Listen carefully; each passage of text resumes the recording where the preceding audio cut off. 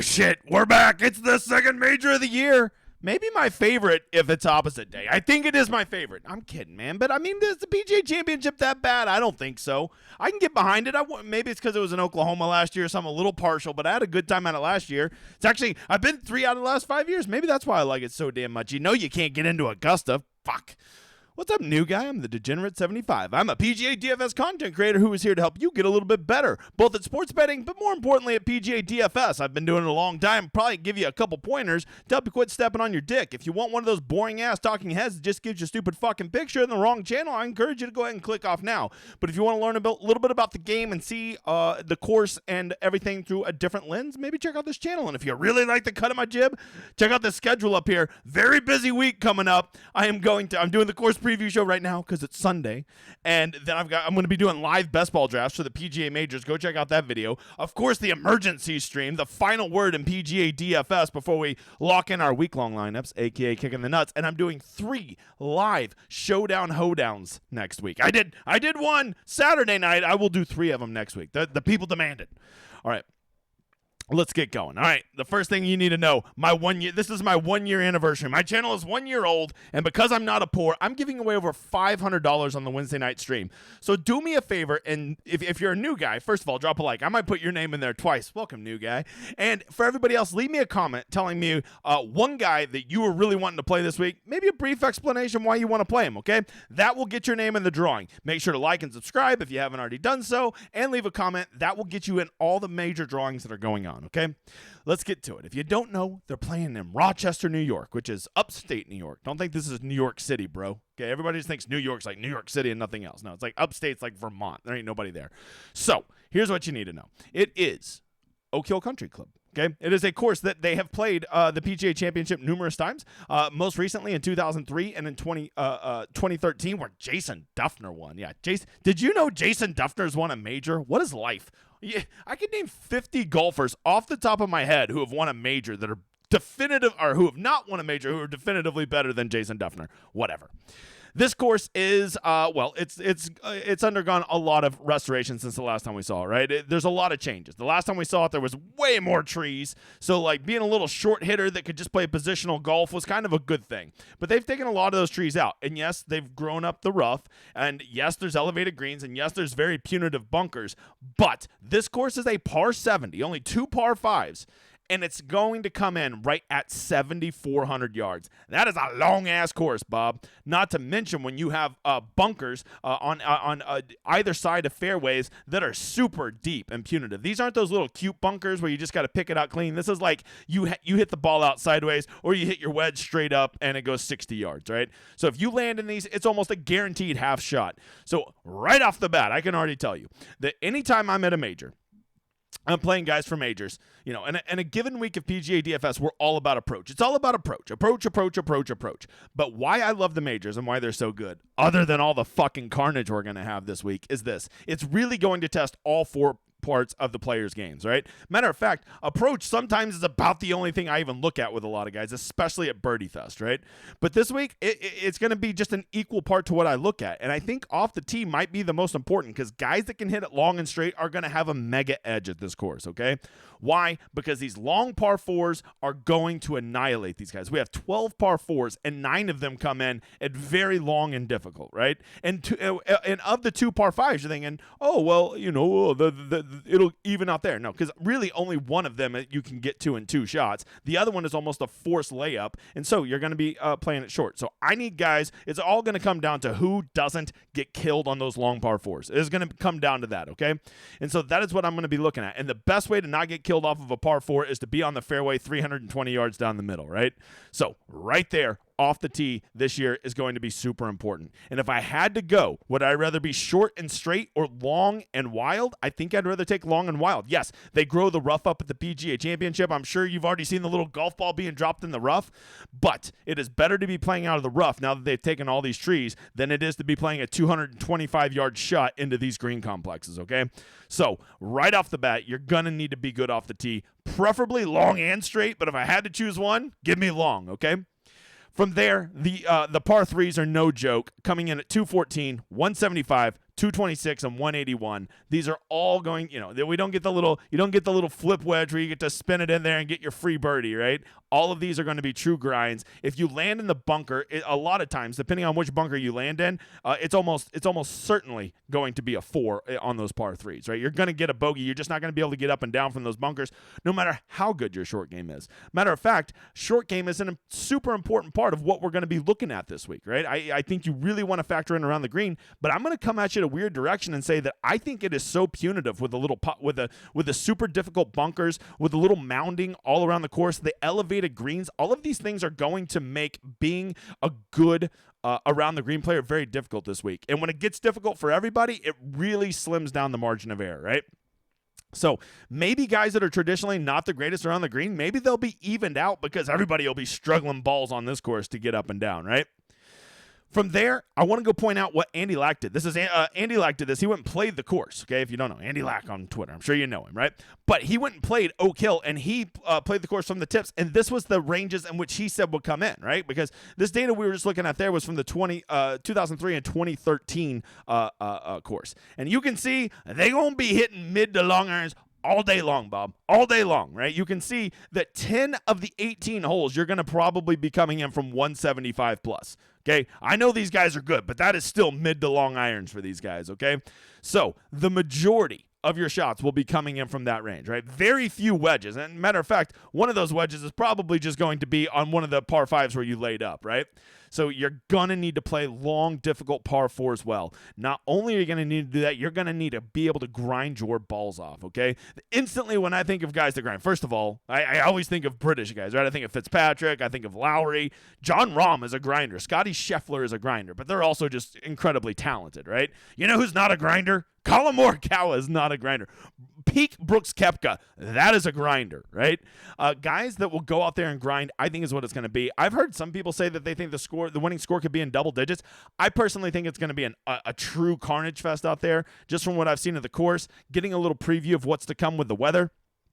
I think that you're going to see the winning score, I would guess somewhere in the 6 to 8 range, -6 to -8 range. So, I think that some of the days these guys will get the course, but I think there's just so much trouble out there where these long, difficult holes with the punitive bunkers and the raised greens, it's going to be tough, man. It's going to be tough. As far as once you get on the greens, these are pure bent grass greens. They replaced them. We've only actually seen bent grass greens twice in the calendar year of 2023, right? Once at Augusta and once at, I don't remember. I don't know all my grasses, okay?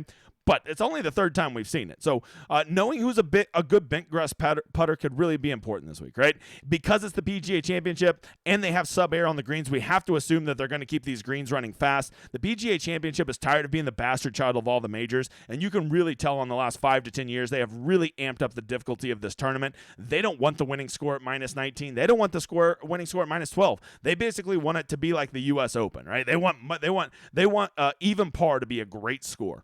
Okay, and so I think when you know that you can expect lightning greens, and these green complexes are very large and they are raised, and so because of that, you're going to need to be able to you're going to be able to be a great lag putter. Don't be 3-putting on these motherfathers, right? Or like some of the, I'm sure Luke List would just putt it off of the green. So you got to be factoring that in. You're going to need to be nails around the green, and you're going to have to be good off the tee. And then, of course, you're going to want to be striking those long irons, right? You got to have guys who can at least stick it to the middle of the green and 2-putt, get the hell off of these par 4s, and try to get your scores on the 2 par 5s, the 2 shorter par 3s, and the 1 drivable, quote-unquote, drivable par 4, which you can see is the 14th hole, right? And I think that's going to be about your only chances to score. You're going to probably have 5 chances at birdies per round. Hopefully, if you're doing amazing, you get 3 of them. You somehow scratch out 2 bogeys, and you've had a great round, right? I think that's what you're going to expect here, right? The reason that I say that is because the weather is looking, I know it's pretty far out, but you can see it's going to be nice and cool every morning. And when it's cool, that usually means one thing. It's hard to play good in the cold, especially at difficult courses.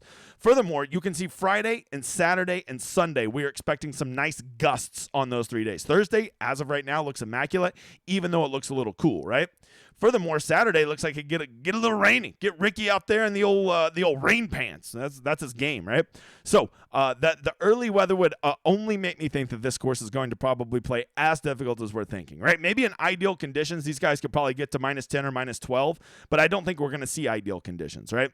So the big takeaways I'm taking from here is off the tee is going to be paramount this week. I think you've got to be long and straight, and you're going to have to keep yourself in there. You're going to have to keep yourself in contention off the tee. If you are constantly spraying it off the tee, right? I just watched Mackenzie Hughes Saturday at the at Byron Nelson, and he was just spraying it everywhere. You do that, you are automatically toast. There is still trees on this course, and they will get you in trouble. More than anything, it's just you're going to be trying to hit a 225-yard shot out of 4-inch rough. Just go ahead and put you in for a bogey at best, probably a double.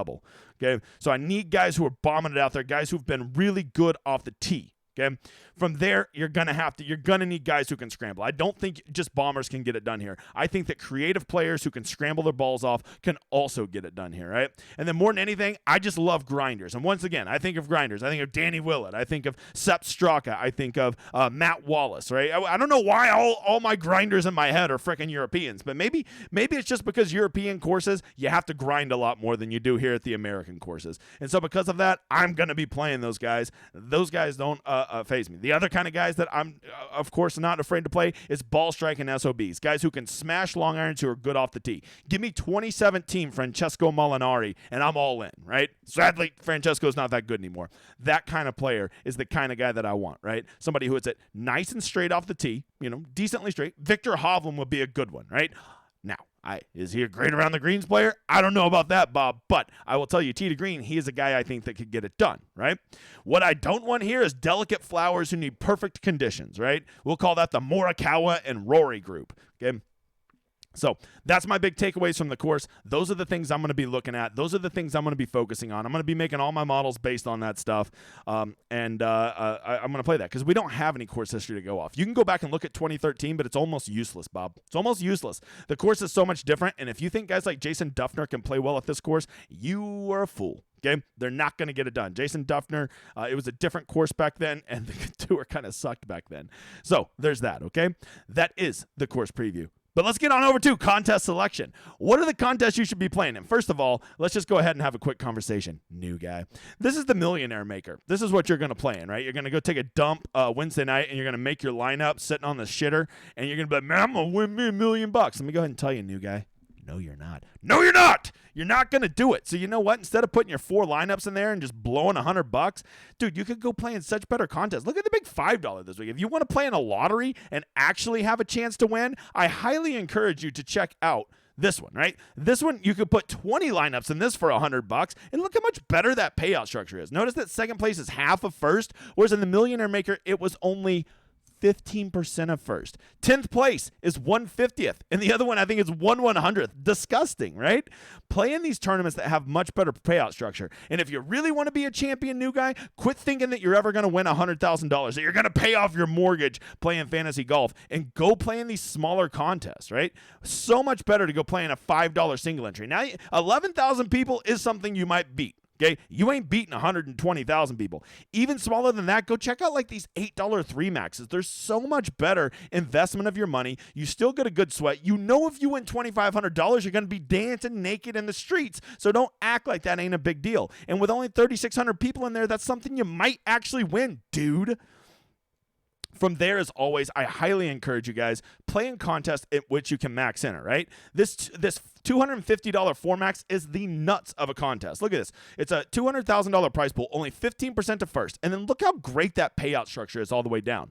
But if you're only playing $250 this week, don't go put 1 lineup in this. If you're going to play in this, put 4 lineups in it because it's a $250 4 max, right? If you want to just put 1 lineup in, just go play the $200 single entry, right? Go play the $100 single entry. Play tournaments where you can max enter. Go play the 3 max $75. Go play in a bunch of $33 and $12 single entries. Or, of course, go play in my baby, the $10 18 max, because that's the nuts, okay? I told them, price it like that. I don't know why they've got rid of a showdown. I think DraftKings is mad at me. From there, if you're a smaller stakes player and you want to play a lot of lineups, you can never go wrong with the mini max. For $75, you can max enter 150 lineups. Always love the $1.20 max. There's just so many good contests. You're going to have endless amounts of good contests to pick from this week. So please do me this favor.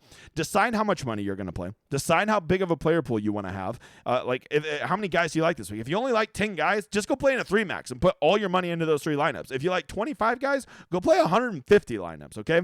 And use that knowledge to then go get in the correct contest, because the first way you were dicking away money is getting in the wrong contest, especially at these majors, okay? There's a reason, new guy, you're only coming and playing the majors because you get so sick and tired of losing at DraftKings. Whereas if you're just playing these right contests, every once in a while you might win a few $100, maybe $1,000. And you can do that when you play in contests that give you a real shot where you don't have to hit the stone cold motherfather nuts to win any money. Because you know what? You'll probably never hit that in your life. But of course, the one contest you should play in is mine. Look at that. I got my own contest, Showdown Hoedown Listener League. And look at that. That bad boy is almost 2/3 of the way full. So you better get in there, because there's no way this thing won't be full by probably like Monday or Tuesday.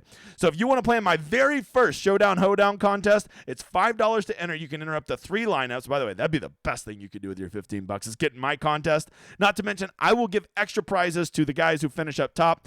Just a thank you for playing in my league. I always like to build contests with people because I'm like not famous and stuff, and I'm pretty easy to get a hold of. So if that's something that interests you, hop in this contest. Cool. All right, we talked a little bit about the weather. We've talked about that. I think there's just one thing left to do. Let's go break down some. Pricing real quick, Bob. I've tried not to look at this. People have been tweeting me, right? But I'm not gonna lie. I glanced about an hour ago. I kind of gave it the once over before this video, so I cheated because the whole point is supposed to be a reaction to me doing this, right? So here we go. Jon Rahm and Scheffler both over 11,000. Right there, I got to tell you right now, I'm shocked, okay?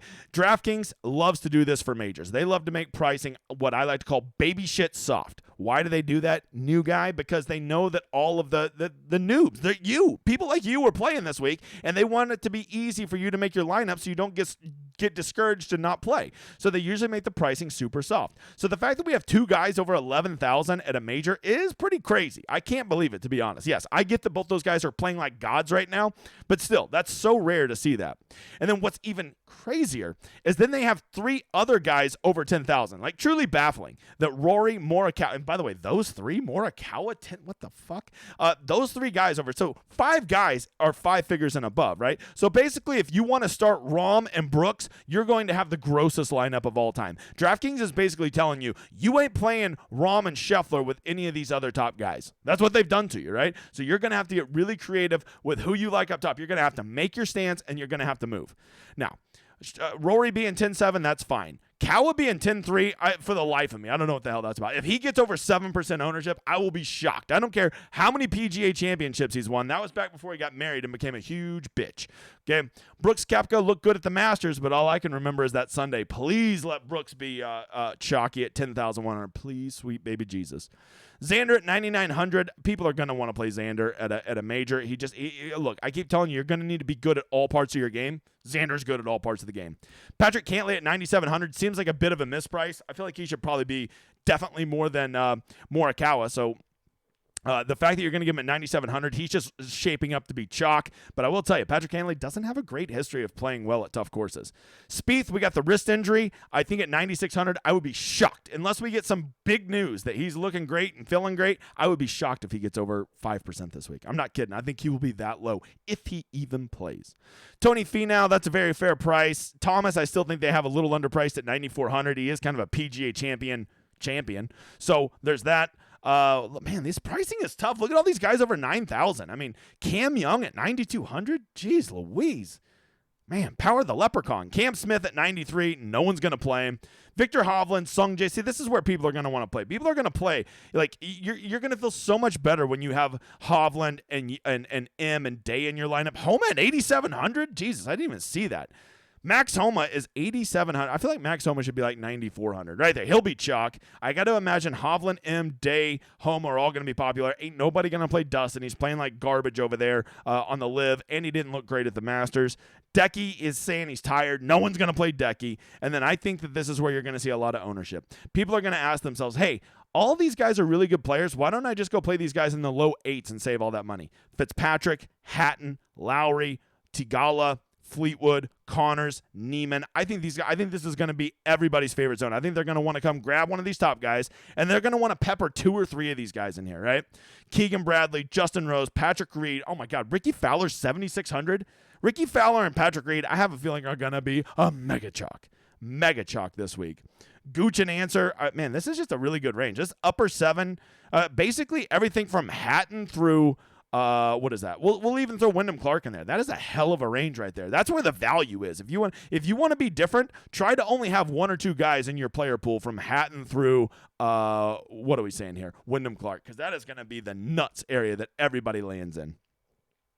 Then you start getting the riskier guys, Cam Davis, Bryson. Like Bryson, I told you, 7,400 at a major, where you need to be good off the tee, but no one's going to play him. I mean, I'm talking 3% owned, I bet. Man, no one's going to want to play these guys. Who's maybe Victor Perez will get a little ownership. Who is down here that anybody? Oh, Keith Mitchell at 7,100. Keith Mitchell will be chalk. Mark my words, Bob. Gary Woodland at 7,100. Hey, Gary. He'll be very popular. Mito Pereira at 7,000. Oh, my God. All right, so here's our second chalk range where everybody's going to land. They're going to love this 7,100. You've got Mitchell. You've got Siwoo, Woodland, Mito. I even think Seamus Power is going to get some love here, right? So this is going to be a very, very popular range. Once you get down to the 6Ks, let's see if they mispriced anybody. You know what? Old man Cooch. Maybe he's got enough grinder in him to get it done. He has been playing pretty well this year. Brian Harmon at really long, difficult courses. Weirdly enough, Power of the Hobbit, he kind of gets it done, so don't sleep on him. Francesco Molinari, you think maybe he can get back 2018 for him? I doubt it. Oh, man. Long, hard courses. What'd I tell you? Give me Straka. Give me Willett. Don't ever give me Patrick Rogers. Dude's a certifiable loser. Matt Wallace. Give me all the Matt Wallace. Man, this is going downhill fast, Bob. This is going downhill. Thirsty Lawrence. Who else do we got? JT Post. Alex Small. Oh, God, this is getting gross. All right, so it doesn't look like they really mispriced anybody. Oh, Jason Duffner's out. What a tragedy. Now you can't play him and think you're getting cute and have him at 1%, and then he shoots a 58 over. 58 over is what I meant to say there. So, man, Ryan Fox at 6,500. Something tells me he'll be pretty popular. Ryan Fox can bomb it. People love grind. He's kind of a grinder because he's Euro. Wait, is he Euro or is he Australian? He's New Zealand? Whatever. He's from one of those countries with a blue flag. Taylor Pendrith, man. If I told you Taylor Pendrith was going to be 6,800 at the PGA Championship, you'd be like, he'll be 50% owned. Well, not this Taylor Pendrith. He sucks. All right, Aaron Wise, that dude's broken. I played him this week. Don't do it, Bob. Okay, there you go. I right off the bat, I got to imagine that this low 7K range is going to get tagged. This upper 7, mid 8, and then up high. I am really impressed with DraftKings for making the pricing this tight. I mean, like, if you're like, well, I'll get different, and I will start with Xander and Cantlay. Even doing that doesn't leave you enough to just go grab all mid-K guys. Even if you do that, you can't even go grab a Fitz because, look, now you only got 7,300 left. That's a big deal, man. So now you're having to play 1 or 2 punts in that lineup, even though you've already kind of sacrificed up top, even though you've already given up all that win equity. Because let's face it, Rahm and Scheffler both feel like they're about at least 10% apiece to win this tournament, right? So this is going to be fun. I love Carnage, and you are going to get that at the PGA Championship. Some guy that you feel so good about is going to be +7 through his first 9 holes, and you're going to be tilting your balls. But just know everybody's going to have those guys, and they're going to be tilting their balls. So just hold the fuck on, try to survive, get to the weekend, and see what happens, right? Oh, and not to mention, there's always Showdown with me doing round 2, round 3, and round 4, right? Enjoy it. Enjoy the tight pricing, and know that the tighter the pricing is, the better it is for smarter players, okay? The old grandpa on his couch saying, I like that Will Zalatoris kid. He's a young whippersnapper. Don't tell Grandpa he's not even playing, okay? Hey, if you need help with all this is too much, you need more focused content, just come check out my website, dgen75.com, the fastest growing community in PGA DFS. Come sign up. You will love it over there. I have the best community. Oh, yeah, and I have the best tool in all of PGA DFS called the Rosetta Stone, which if you don't have time to spend a million hours being a sweaty tryhard, you can just come do this. Look at this, and it will give you everything you need to know, right? Lastly, don't forget to like and subscribe. It really helps, man. Tell a friend, because you know YouTube ain't going to share my shit. If you've enjoyed this show, tell a friend. I'd appreciate it. And lastly, don't forget to come check out my schedule. I'll be back Tuesday with best ball drafts. Don't miss the live stream Wednesday. I will be giving away tons of money. not a pour, and then I'll be doing the 3 live streams next week. Hey, new guy, thanks for hanging around this long. I hope you've enjoyed the video, but most of all, I hope you enjoyed this outro.